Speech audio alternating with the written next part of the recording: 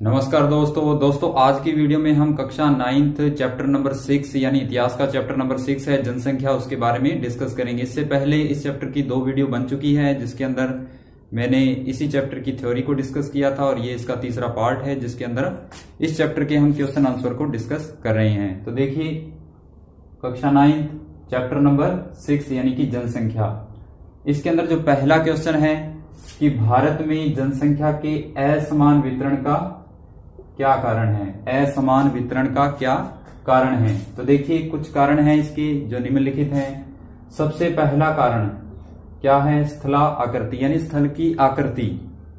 फिर सेकंड है वहां की जलवायु, और उसके बाद थर्ड देखिए आधारभूत सुविधाएं। ये आधारभूत सुविधाएं कौन सी होती है? तो देखिए जैसे शिक्षा है, फिर देखिए स्वास्थ्य है, और फिर है बिजली यानी विद्युत। ये होती है जिससे हमें सुविधा मिले, जो हमारे रहने के लिए बेनिफिट हो। ऐसी सुविधाएं आधारभूत सुविधाएं जो हमारे लिए बनी हो, जैसे शिक्षा है, स्वास्थ्य है हमारा, और बिजली, ये आधारभूत सुविधाओं के अंतर्गत आते हैं। फिर देखिए एक और है रोजगार के अवसर। चौथा जो इसका कारण है रोजगार के अवसर। ये चारों के चारों कारण जनसंख्या के असमान वितरण के कारण हैं।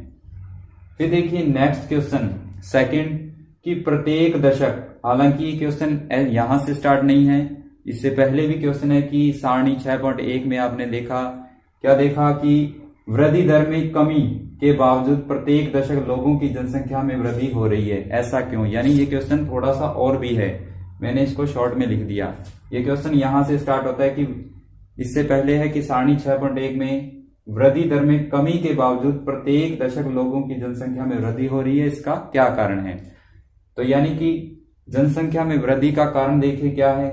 सुविधाओं के विकास ने लोगों को आरामदायक जीवन प्रदान किया। जैसे जैसे लोगों को सुविधा मिलती गई वैसे वैसे वो आरामदायक बनते गए, यानी कि वो आराम वाली जिंदगी जीने लगे।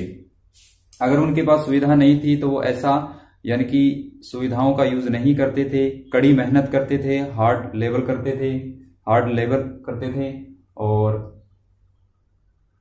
अगर उनके पास सुविधाएं नहीं थी तो वो यानी कि कड़ी मेहनत किया करते थे। लेकिन जैसे ही सुविधाएं उनके पास आई तो वो आरामदायक बन गई।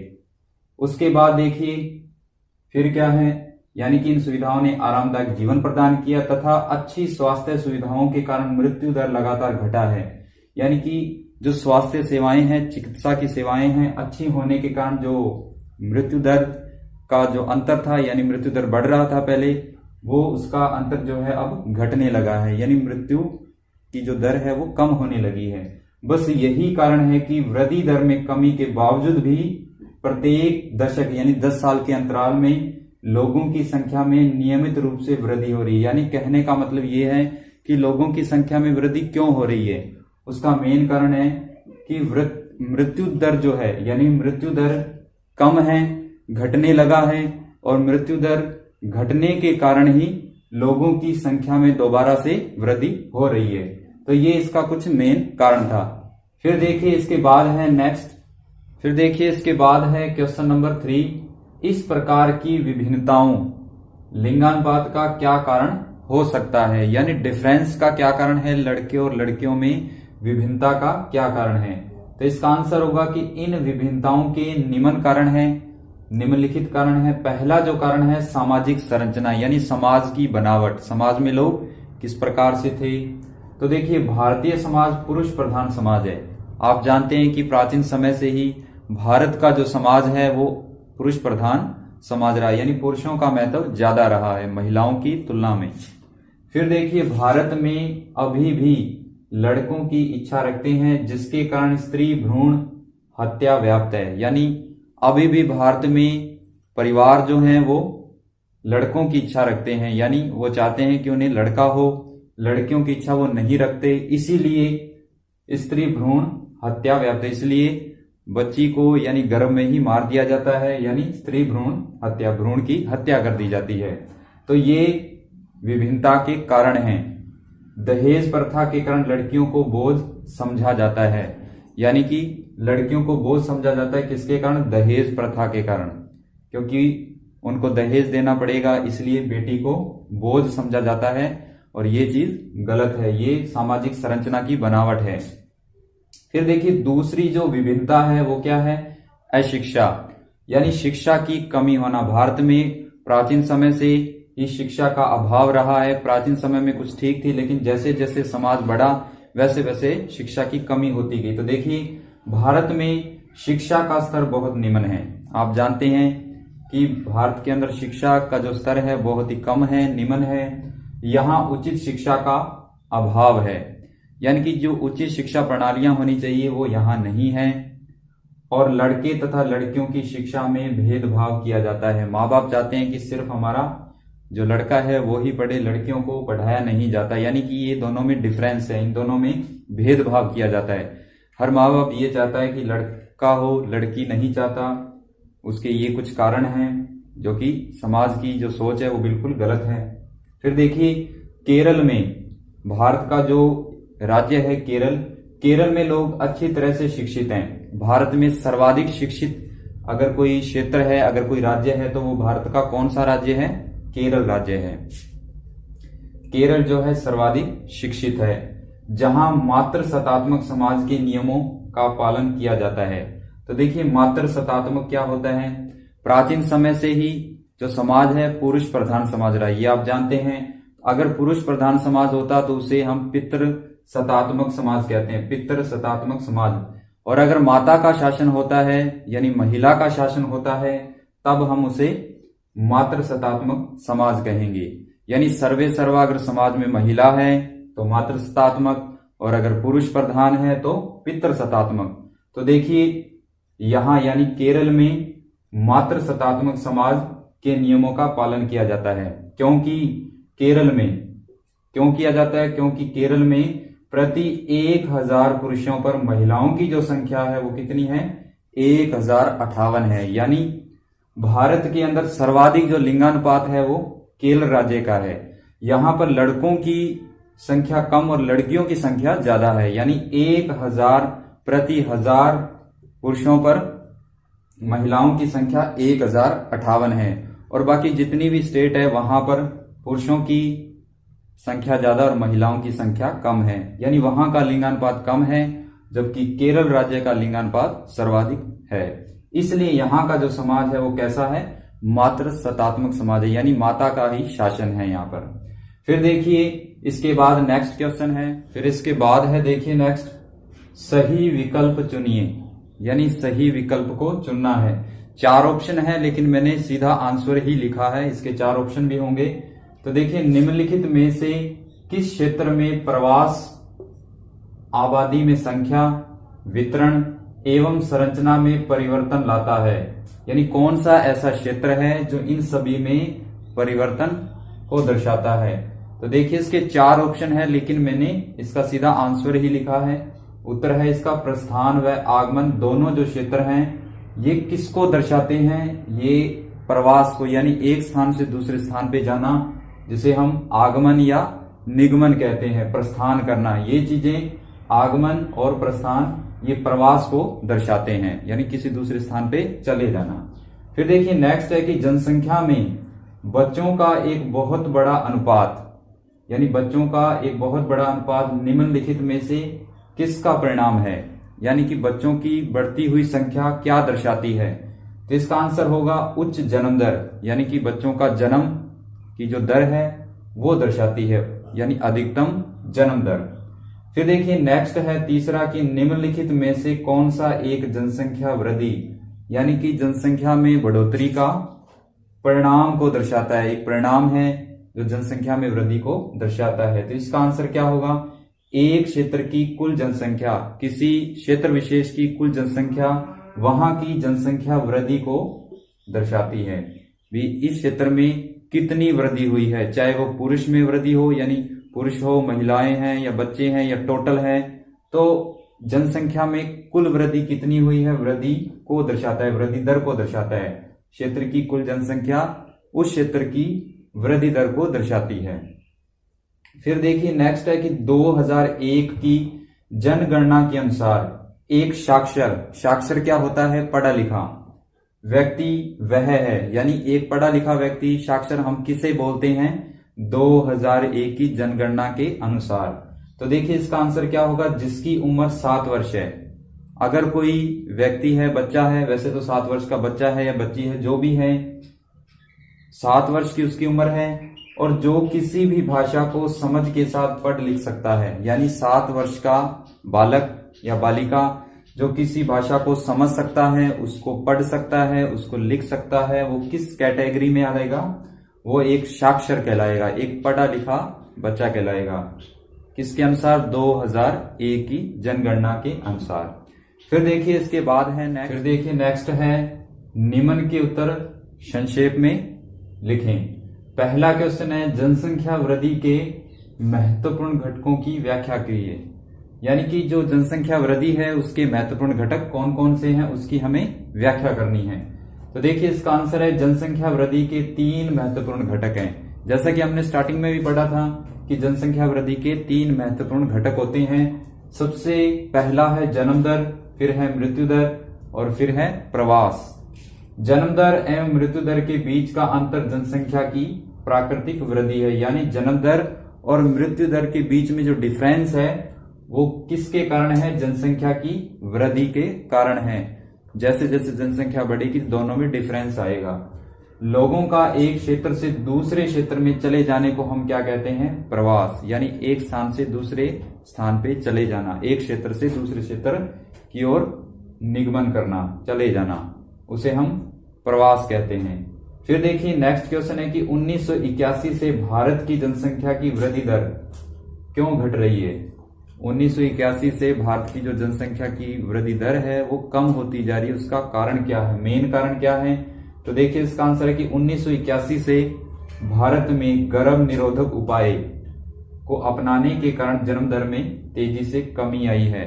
यानी गर्भ निरोधक जो उपाय होते हैं उसको अपनाने के कारण बच्चे को यानी कि बच्चियों को गर्भ में ही मार दिया जाना, जिसके कारण जो जन्म दर है यानी जन्म होने ही ना देना, तो जन्म दर में बेसिक सी बात है कमी आएगी। तो ये मुख्य कारण था जिसके कारण जनसंख्या की वृद्धि दर घट रही है, यानी बच्चों को गर्भ में ही मार देना, गर्भ निरोधक उपायों के कारण। तो ये उसका कारण है। फिर देखिए नेक्स्ट है जन्म दर मृत्यु दर को परिभाषित करें। इससे पहले आयु संरचना था जो कि आपका रिवाइज सिलेबस आया, उसमें से वो टॉपिक हटा दिया गया, तो मैंने क्वेश्चन में भी वो टॉपिक को हटा दिया। तो देखिए जन्म दर और मृत्यु दर दोनों में क्या डिफरेंस है। तो एक वर्ष में प्रति 1000 व्यक्तियों में जितने जीवित बच्चों का जन्म होता है, यानी कि एक साल के अंदर प्रति 1000 व्यक्तियों पर इसका आंकड़ा निकाला जाता है, जितने जीवित बच्चे बचते हैं उसे हम जन्म दर कहते हैं। ठीक है। और उसी प्रकार प्रति 1000 एक वर्ष में प्रति 1000 व्यक्तियों में जितने बच्चों की मृत्यु होती है उसे हम मृत्यु दर कहते हैं। प्रति 1000 पे यह आंकड़ा निकाला जाता है। ठीक है। फिर देखिए इसके बाद है नेक्स्ट क्वेश्चन। फिर इसके बाद है नेक्स्ट क्वेश्चन, प्रवास जनसंख्या परिवर्तन का एक कारक। यानी जो प्रवास है, एक स्थान से दूसरे स्थान पे चले जाना, वो जनसंख्या में परिवर्तन का एक कारक है। क्यों है, तो देखिए उसका आंसर है कि लोगों का एक क्षेत्र से दूसरे क्षेत्र में चले जाने को प्रवास कहते हैं। जब व्यक्ति एक स्थान से दूसरे स्थान पे, एक क्षेत्र से दूसरे क्षेत्र पे चला जाता है तो उसे हम प्रवास कहते हैं। प्रवास जनसंख्या का एक महत्वपूर्ण घटक है। ये केवल जनसंख्या के आकार को प्रभावित नहीं करता, यानी कि वहां के आकार को ही नहीं बढ़ाता, बल्कि उम्र व लिंग के दृष्टिकोण से नगरीय व ग्रामीण जनसंख्या की संरचना को भी परिवर्तित करता है। तो देखिए प्रवास का मतलब, अगर मान लीजिए एक स्थान से दूसरे स्थान पे कोई परिवार जा रहा है तो वहां की जनसंख्या में बढ़ोतरी हो जाएगी, यहाँ जनसंख्या में कमी, लेकिन दोनों का जो वितरण है वो बिल्कुल समान ही रहेगा। तो देखिए ये कह रहा है कि नगरीय और ग्रामीण जनसंख्या की संरचना में परिवर्तन कर देता है, यानी एक स्थान से दूसरे स्थान पे चला जाना जनसंख्या का एक महत्वपूर्ण घटक है, साथ में वहां की संरचना में परिवर्तन भी करता है उम्र व लिंग के दृष्टिकोण से। यानी कि वहां बड़े उम्र के या छोटे उम्र के नए व्यक्ति शामिल होते हैं, बच्चे हैं या लड़के हैं या लड़की हैं, यानी सभी अलग अलग कोई किसी स्थान पे चले जाते हैं तो उस स्थान पे प्रभावित यानी प्रभाव पड़ता है, किसके कारण, प्रवास के कारण। वहां की जनसंख्या कम या ज्यादा हो सकती है। अगर मान लीजिए काफी परिवार चले गए एक क्षेत्र से दूसरे क्षेत्र पे, अगर मान लीजिए वो भारत में ही है तो कम प्रभाव पड़ता है। किसी दूसरे क्षेत्र में चले जाते हैं, भारत को छोड़ के किसी अन्य क्षेत्र में चले जाते हैं, तब प्रभाव ज्यादा पड़ता है। तो ये चीज वही है। फिर देखिए नेक्स्ट क्वेश्चन है कि जनसंख्या वृद्धि और जनसंख्या परिवर्तन, दोनों में क्या अंतर है। जनसंख्या वृद्धि हम किसे कहेंगे और जनसंख्या परिवर्तन हम किसे कहेंगे। तो बेसिक सी बात है, जनसंख्या में वृद्धि, लोगों में वृद्धि, वो जनसंख्या वृद्धि होगी, और जनसंख्या में परिवर्तन वो भी वही कि लोगों में परिवर्तन। तो देखिए इसमें पढ़ते हैं हम सबसे पहले जनसंख्या वृद्धि। इसका अर्थ होता है किसी विशेष समय अंतराल में किसी देश या राज्य के निवासियों की संख्या में परिवर्तन, यानी वहां के लोगों का बढ़ना या घटना, ये जनसंख्या में वृद्धि का कारण, यानी कि घटना तो कमी का कारण हो गया, ऑब्वियसली वृद्धि है तो बढ़ना जनसंख्या वृद्धि का कारण है। ठीक है। फिर देखिए जनसंख्या वृद्धि को प्रभावित करने वाले जो घटक हैं वो क्या है। जनसंख्या में वृद्धि यानी कि प्राकृतिक वृद्धि प्रकृति की ओर से, और फिर अप्रवास लोगों का किसी स्थान पे नहीं जाना, ये दोनों कारक जो है जनसंख्या में वृद्धि के कारण है। अगर वहां के लोग वहीं रहेंगे तो जनसंख्या में वृद्धि होगी, अगर छोड़ करके किसी अन्य स्थान में जाएंगे तो वहां जनसंख्या में कमी दर्ज की जाएगी। फिर देखिए जनसंख्या में परिवर्तन क्या होता है। यह किसी विशेष समयावधि के दौरान वितरण, संरचना, आबादी के आकार में परिवर्तन को दर्शाता है कि वहां की आबादी का आकार पहले छोटा था या बड़ा था, किस प्रकार से अब हो गया, वहां की संरचना किस प्रकार की, यानी क्षेत्र की संरचना को दर्शाता है क्या, जनसंख्या परिवर्तन। फिर है जनसंख्या वृद्धि को प्रभावित करने वाले प्रमुख घटक ये हैं, यानी कि जनसंख्या वृद्धि नहीं होगा यहाँ, जनसंख्या परिवर्तन। जनसंख्या परिवर्तन को प्रभावित करने वाले प्रमुख घटक क्या है। जनसंख्या में प्राकृतिक वृद्धि, सेम वही, प्रवास तथा अप्रवास, यानी कि लोगों का एक स्थान से दूसरे स्थान पे चले जाना और नहीं जाना, ये दोनों चीजें जनसंख्या परिवर्तन को प्रभावित करते हैं, जनसंख्या परिवर्तन को। तो इसके बाद है फिर नेक्स्ट क्वेश्चन। फिर देखिए इसके बाद है नेक्स्ट क्वेश्चन, क्वेश्चन नंबर 4, व्यवसायिक संरचना और विकास के बीच क्या डिफरेंस है, यानी व्यवसायिक संरचना क्या होती है और विकास क्या होता है, उन दोनों में क्या अंतर है। तो देखिए इसका आंसर क्या होगा। किसी भी देश का जो विकास है उसकी आबादी की व्यावसायिक संरचना, यानी उसकी आबादी की व्यावसायिक संरचना से संबंधित होता है। किसी देश का जो विकास होगा वो वहां की आबादी यानी कि जनसंख्या के व्यवसाय, जनसंख्या के कार्यों, यानी कि वो क्या व्यापार करती है, क्या व्यवसाय करती है, उससे रिलेटेड होगा, उससे संबंधित होगा। अगर वो व्यवसाय में कुशल है, बहुत ज्यादा व्यवसाय करती है, तो उस देश का विकास अधिक होता है। अगर वहां की जो व्यावसायिक संरचना है वो कमजोर है तो वहां का विकास भी कमजोर होगा, यानी कम होगा। फिर देखिए जो विकासशील देश होते हैं, विकासशील देशों में प्राथमिक क्रियाकलाप कौन से होते हैं। प्राथमिक क्रियाकलाप जैसे कृषि है, फिर देखिए पशुपालन है, वानिकी है और मछली पालन है। ये सारे के सारे किस में आते हैं, प्राथमिक क्रियाकलापों में आते हैं। प्राथमिक क्रियाकलाप या प्राथमिक कार्य में कार्यरत लोगों का अनुपात जो होता है वो क्या होता है, अधिक होता है। तो देखिए आप जानते हैं कि भारत एक कौन सा देश है, विकासशील देश है, और भारत की ज्यादातर जो आबादी है किस पे डिपेंड है, कृषि के कार्यों पे डिपेंड है। यानी भारत एक विकासशील देश है और भारत के अंदर जो प्राथमिक क्रियाकलाप है, प्राथमिक कार्य हैं, उस पे जनता ज्यादा डिपेंड होती है। सबसे ज्यादा कृषि पे, फिर पशुपालन पे, फिर वानिकी पे, ये वन से संबंधित हैं, और फिर मछली पालन पे। ठीक है। तो यानी विकासशील देश भारत के अंदर ज्यादातर जो जनता है वो प्राथमिक क्रियाकलापों पर डिपेंड है। फिर देखिए नेक्स्ट है कि इसके अंदर विकसित देश, विकसित देश कौन से हैं, जो विकसित हो चुके हैं, जैसे कि अमेरिका हो गया, चाइना है, जापान है। यहां पर द्वितीयक और तृतीयक क्रियाकलापों, जैसे कि द्वितीयक और तृतीयक कार्यों में कौन कौन से आते हैं, उद्योग है, फिर देखिए भवन निर्माण कार्य है, परिवहन है, संचार है, वाणिज्य है, प्रशासन है और सेवाएं में कार्य करने वाले लोगों की संख्या का जो अनुपात है वो अधिक होता है। तो देखिए विकसित देशों में उन लोगों का अनुपात अधिक होता है जो द्वितीयक और तृतीयक कार्यकलापों में लगे हुए हैं। जैसे ये है द्वितीयक और तृतीयक कार्यकलाप ये विकसित देशों में पाए जाते हैं, जबकि विकासशील देशों में प्राथमिक कार्यों की जो भूमिका है वो ज्यादा होती है। तो ये है दोनों में यानी कि व्यवसायिक संरचना और विकास के बीच में डिफरेंस। फिर देखिए नेक्स्ट क्वेश्चन है 5 की स्वस्थ जनसंख्या कैसे लाभकारी है। तो देखिए स्वस्थ जनसंख्या के निम्नलिखित लाभ हैं। एक अस्वस्थ व्यक्ति की तुलना में एक स्वस्थ व्यक्ति बहुत अधिक कुशल होता है और उत्पादक होता है। अब जैसे कि आप जानते हैं कि अगर व्यक्ति अस्वस्थ है तो किसी भी कार्य में उसका मन नहीं लगेगा, और अगर व्यक्ति स्वस्थ है तो वो किसी भी कार्य को दोगुना रफ्तार से करेगा, कार्य करने में वो कुशल होगा और अधिक उत्पादन होगा, यानी वो खुद भी एक उत्पादक होगा। फिर देखिए एक स्वस्थ व्यक्ति अपनी क्षमता पहचानने के काबिल होता है। अगर व्यक्ति स्वस्थ है तो अपनी कैपेसिटी को पहचान सकता है तथा समाज में यानी सामाजिक और राष्ट्रीय विकास में महत्वपूर्ण भूमिका निभाता है, यानी देश में योगदान देता है अगर व्यक्ति स्वस्थ है। स्वस्थ कर्मचारियों की अनुपस्थिति जो होती है वो कम होती है। ऑब्वियसली बात है, व्यक्ति स्वस्थ होगा तो छुट्टी कम लेगा, तो इसलिए उनकी अनुपस्थिति कम होगी, उपस्थिति ज्यादा होगी। और अगर व्यक्ति अस्वस्थ होगा तो उसकी उपस्थिति कम होगी और अनुपस्थिति ज्यादा होगी।